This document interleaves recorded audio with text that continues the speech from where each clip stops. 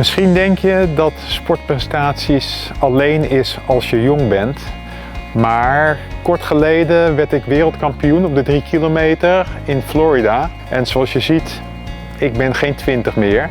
Mijn naam is Benjamin Roemkes, 60 jaar. En sinds een paar jaar weer echt intensief bezig met atletiek.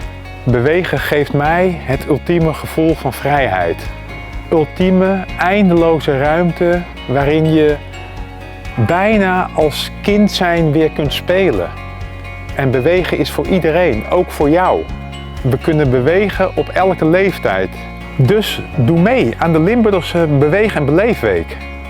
Kijk op de website limburgbeweegt.nl en ga ervoor!